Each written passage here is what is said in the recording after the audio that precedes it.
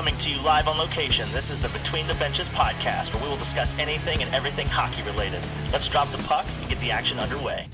All right, awesome. Well, we now welcome on a very, very, very, very special guest. He is a former NHLer, a member of the 1998 Calder Cup champion Philadelphia Phantoms, and a Philadelphia Phantom Hall of Famer. It is Mr. Frank Bialowas. Frank, how are you?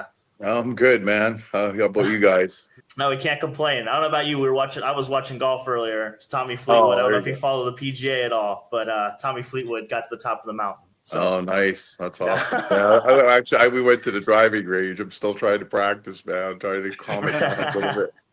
But, no, absolutely. We figured after retirement, you got to do something, right? Absolutely. I have no time. I mean, with business and stuff, I love golf. I go to Florida. I have a house in Florida, so I go down there and play. We're right on the course, but I get home. There's zero time for anything, just work. You know what I mean? So, yeah.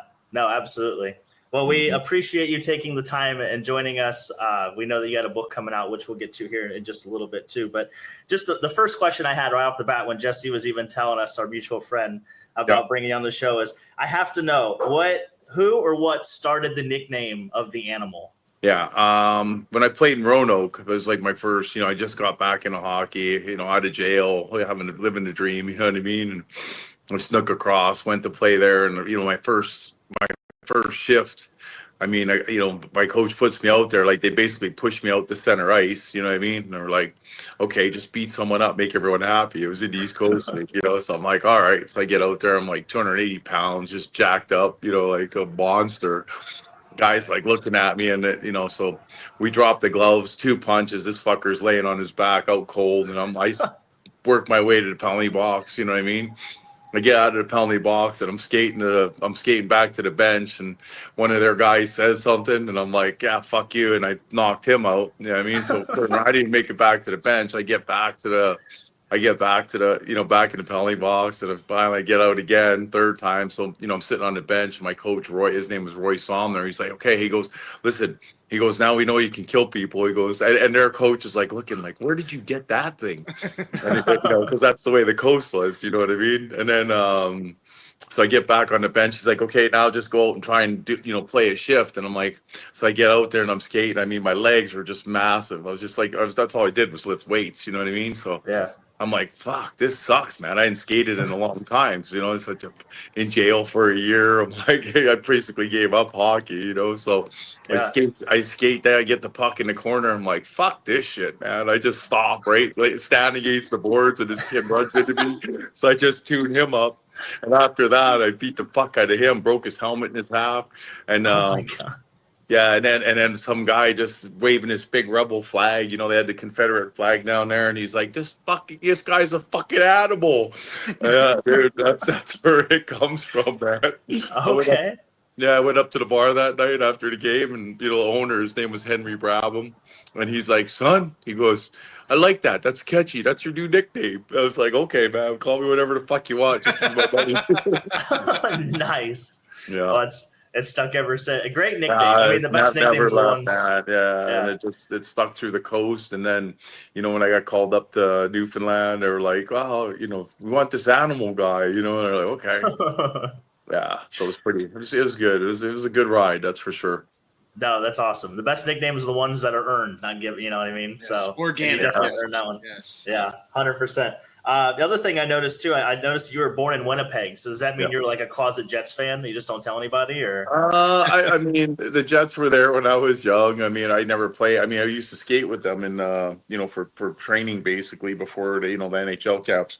Because most of the guys do, whatever city you're in, they'll welcome you in, and they have like conditioning camps and stuff like that before trial, before the camps start and stuff like that. So nice. They all try and help one another. So I used to skate with all the Jets guys and stuff like that, and it was good. You know what I mean? But I mean, am I a fan? Nah, not really. I don't even like Winnipeg. I mean, I like Winnipeg because I was born there, but I'll never go back. That's for sure.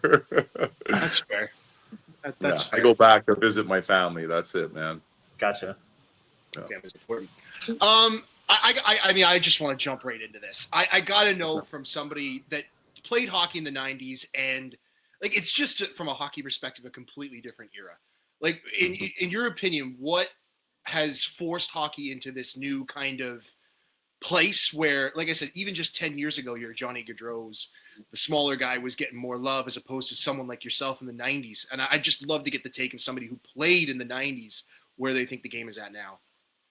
I mean, to me, like, you want the honest, honest opinion? Yeah, Absolutely. I mean, it turned into a bitch game. I mean, they can go out there and play in fucking panties and lingerie, as far as I'm concerned. I mean, it's not the same game. I mean, as for people like me, it was always a war. And I blame it on money. I mean, that's the bottom line. I mean, these guys are making big money. They want to play forever.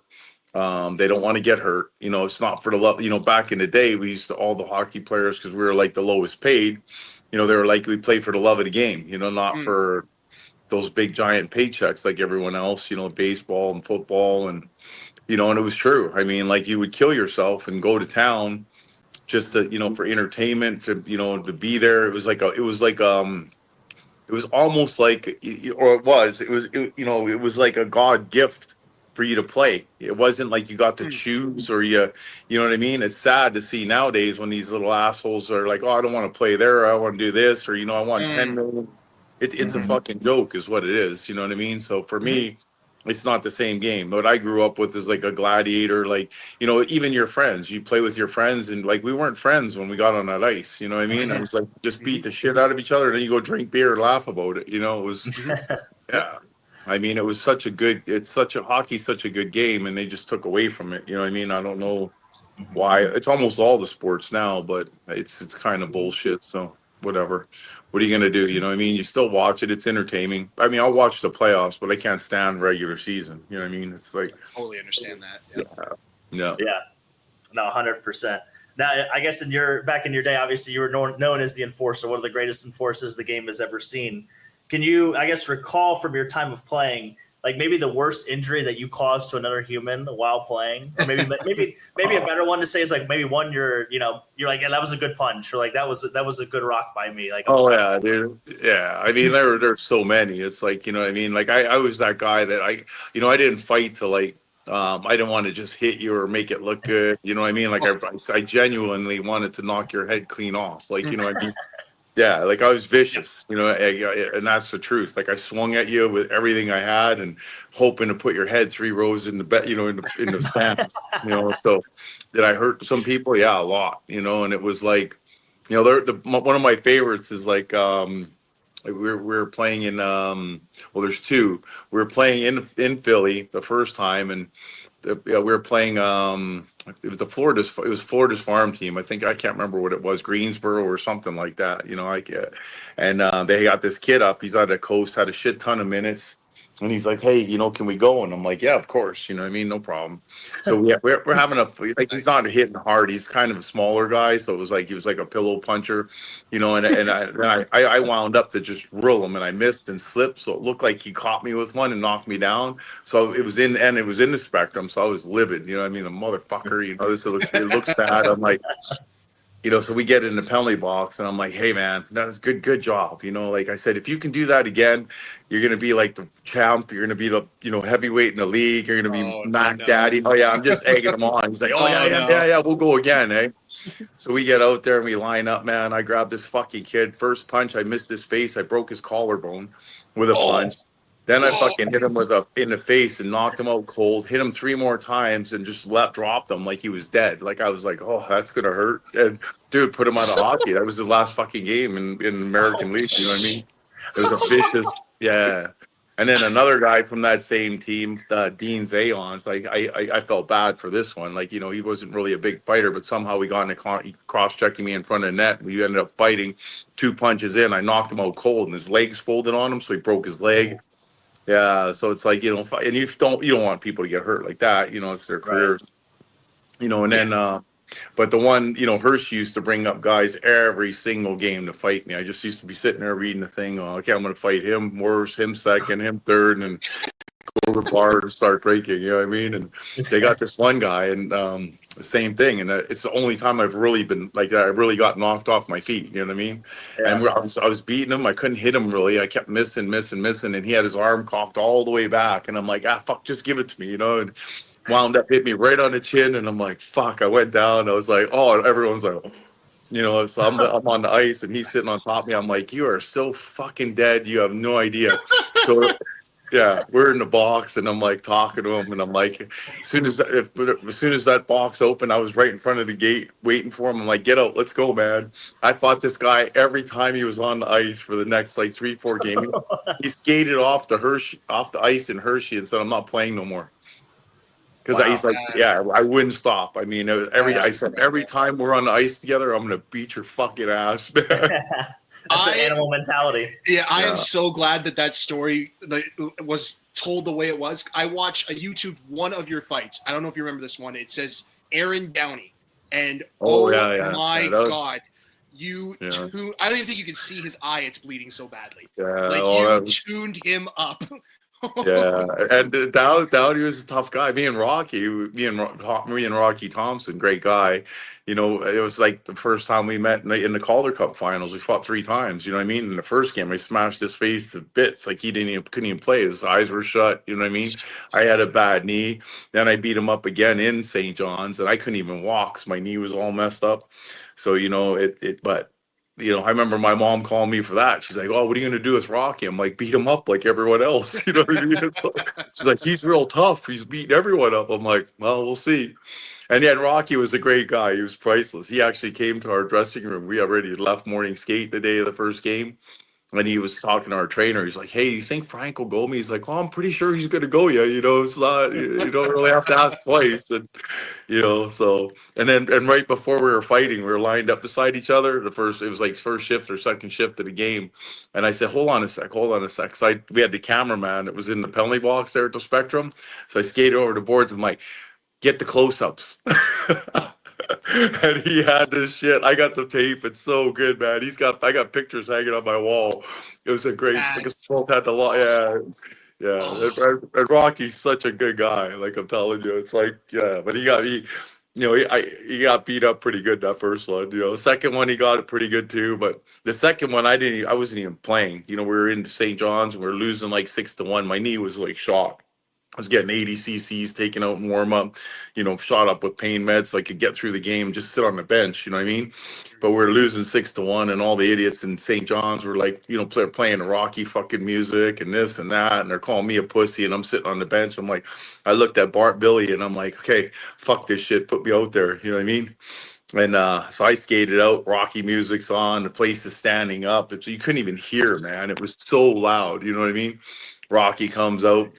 Puck drops and he starts backpedaling, and I'm chasing this motherfucker, and I got a hold of him, sawed him right down. Not even a challenge, at that point. Beat the piss out of him, left him laying on the ice, and probably like the old Hulk Hogan. I'm like, and the place was fucking dead silent. You could hear a pin drop.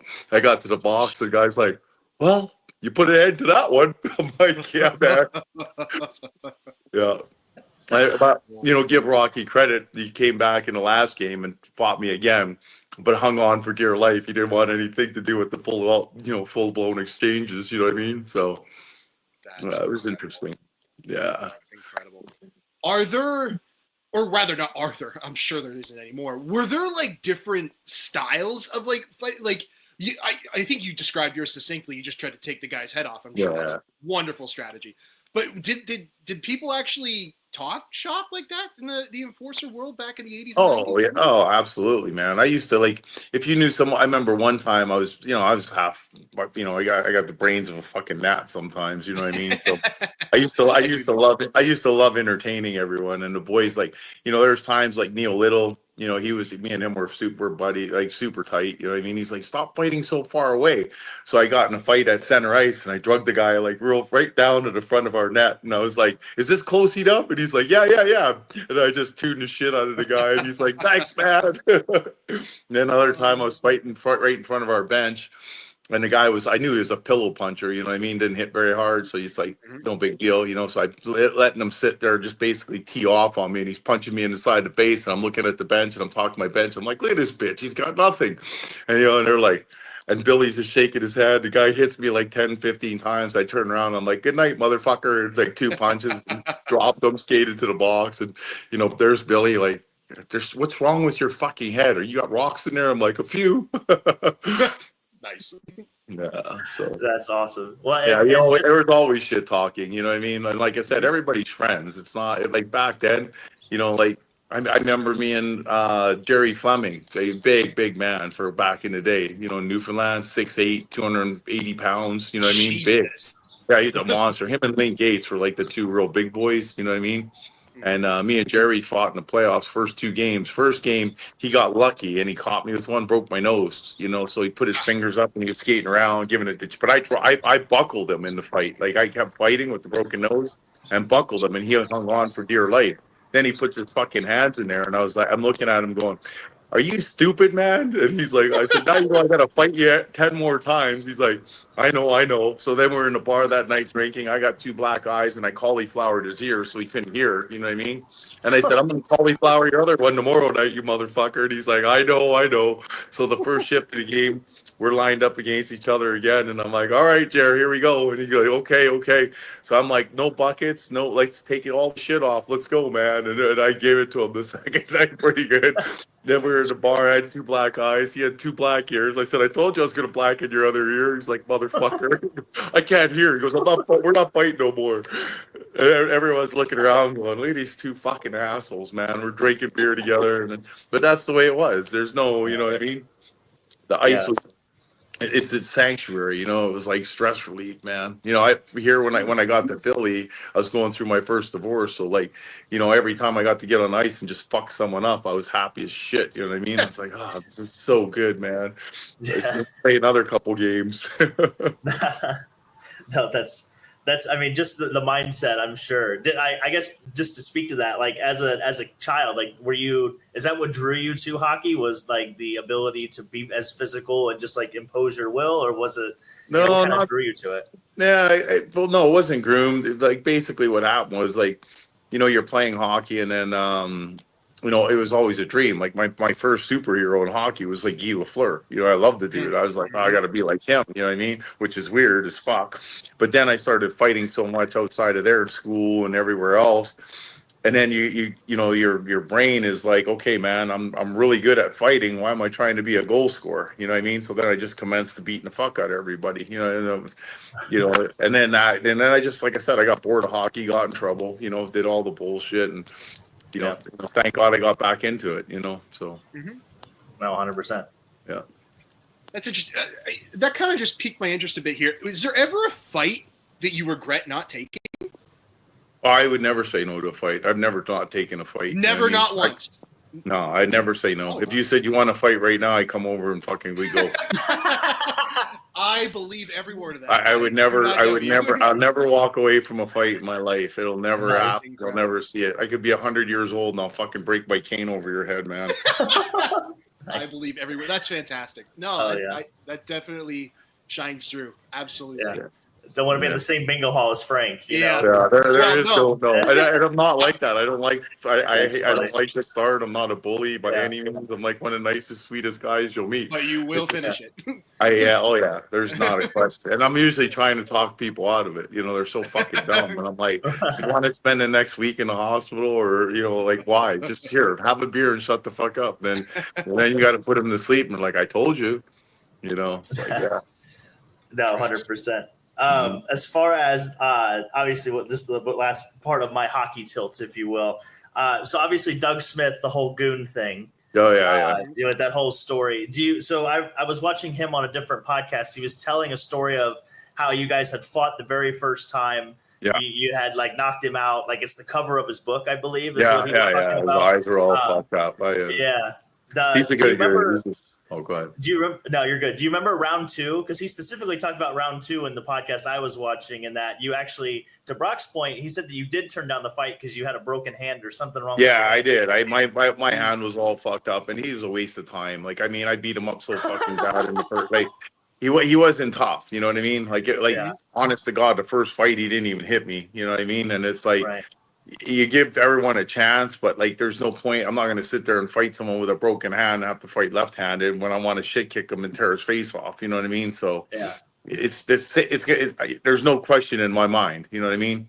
Right. Like, Yeah, it's not out of whatever, but you know, when your hands are fucked up and stuff like that, it's hard. You can't 100%. grab, you can't hold. You know what I mean? I spent half Yeah. my career with broken hands, you know, and it's not fun. You know. Yep. Can only Yeah, imagine. but I mean, again, it's respectful because he could have jumped me, he could have did something, but you know, he's like, hey, you know, whatever. So, Yeah. you know, I mean, I played games with my fucking gloves taped to my hands because it was like, you know, I couldn't even hold my stick, you know, and just my hand taped to the stick. That's So, wild. That's actually wild. Holy shit. yeah. Oh no, it's happened. You know what I mean? It's just, you know, it's yeah, it's a presence. Like your coach wants to have you there just so it's like, you know, whatever. But yeah. I mean, you know, Doug's just, he's out there. He was, you know, at that point he was a nobody that they're just bringing up to, you know, whatever, basically piss me off like a fucking gnat and, you know, get on my nerves and see what they could, if they could rile us up or, you know, whatever. So it happened every game of my career. Every time you looked at a sheet, you'd be like, oh, here's this guy from the East Coast, 500 penalty minutes. This one's got 300, you know, and you just squash them all you know, just one after another. Be like, next, you know, like, that's all you got? I remember the funniest one was they brought this fucking dummy, Clint Collins. Oh, fuck. This was like Anaheim's farm team. So this kid's got like 600 minutes, just sheer fucking stupidity. You know what I mean? Not tough at all. So this fucker comes, we were playing, and he comes running at me, and he tries to, like, Jimmy Fly snooker me. You know what I mean? Like dump in the air. And, yeah, I tried to tackle him. Dude, I caught him in the fucking air, and I'm holding him up like a sideways, and I fucking body slammed this motherfucker into the ice, and I just fucking laid it to him, man. Little prick, you know. I'm like, I said, you're playing with the big boys now. That shit don't fly around here. Oh, That's insane. there's always, yeah, it's non-fucking stop, man. Yeah, every game with Hershey, it was like, fuck, this guy, that guy. It's like, you know, yeah. I mean, you just get you get used to it. It's for sure. Yeah. I got one more that kind of dovetails from my initial question there about like you think the game's gone soft. Do you think the pendulum could go back the other way? Because now you're, at least from my perspective, you know, your Brady Kachucks, your Matthew Kachucks, your Tom Wilson, like those are like the modern day quote unquote heavyweights. Do you think that it has a chance to shift back the other way? Like, I don't think fighting should ever be removed from hockey. I hate that it's trending out of it. Yeah. But could it get back to maybe not as rough and tough, but it's definitely more niche, I would say now. I mean, it's a little bit, you know, it's a little bit, but like, I mean, the guys that they're calling heavyweights now are like, you know, like, you know, in our day, they be flyweights, you know what I mean? Like, they're not even on the spectrum. So I don't think you're ever going to see like the, you know, the Boogiemans, you know, the Twists, the Proverts, like, you know, that era is gone. You know what I mean? Like, it's never going to exist. You know what I mean? Like, I mean, that's a whole different. I mean, like, you know, they're called, you know, Brian Reeves and other guy, like they're, you know, they're monsters of heavyweights. Those guys couldn't wipe our asses. You know what I mean? Like, it's not, you know, seriously, I'd fight them now at 54, and I don't think I'd bat an eye at them. You know, so it's it's good to see. Like, it's nice to see the violence, and it's not all about violence, but the hitting and the hate. That's what made hockey so fun. Like I said, on the ice, you hate each other. It was self-policed. You know, you didn't have the stupid shit happening because, like, okay, I'm gonna go whack this guy or trip this guy. Guess, you know, like the way Kachuk acts, you'd have me sitting on another bench, and you'd be like, okay, do it one more time, motherfucker, and then you don't have a choice. I come off the bench and just beat the flipping piss out of you, and you'd be like, okay, I learned my lesson. I won't do that again. You know. Right, but now they get away with it. So you have that bullshit, you know, like, so you took one aspect out of the game and introduced it like almost like, you know, like, I'm going to do whatever I want. I have a little bit of toughness, you know what I'm saying? Yeah. But I mean, again, like, look back in the day, you got Link Gates sitting on the bench, you know, Bondy, fucking me, Probert, Twist, you know, like, yeah, you're not going to act like that, dude. Sorry. You know, especially when we're yelling, hey, take it easier, you're going to get your feet knocked the fuck out of your head. Well, the last question we had for you, and again, we appreciate your time and joining us. No worries. Going through this has been great. We'd love to have you on anytime you want to join us. We're more than happy to have you. It is the SeatGeek question, so check out our friends at SeatGeek. Use the promo code Old City Sports Network for $20 off any of your first purchases. But you had mentioned you had a book coming out. So you just want to tell us a little bit about the book itself, like when it comes out, where we can find it, everything else in between? Sure. Actually, the guy that's writing it, I met him. It's been ongoing for a while, but he was like, when it first started, they hit me up for something, and they were like, oh, they wanted to make some like short film about shit. You know what I mean? And it's like, I'm like, dude, that's so gay, man. I'm like, I said, here's a story for you. So we started drinking beer, and we were at my house, and we're having a few beers, and 2 hours later, they're like, so he's like, you got to document this shit. And I'm like, oh, it's there. I said, why, you want to write it? And he's like, because he's a JAG lawyer, a great guy, Army guy. He's so he actually got so into it. That's why it's taking so long.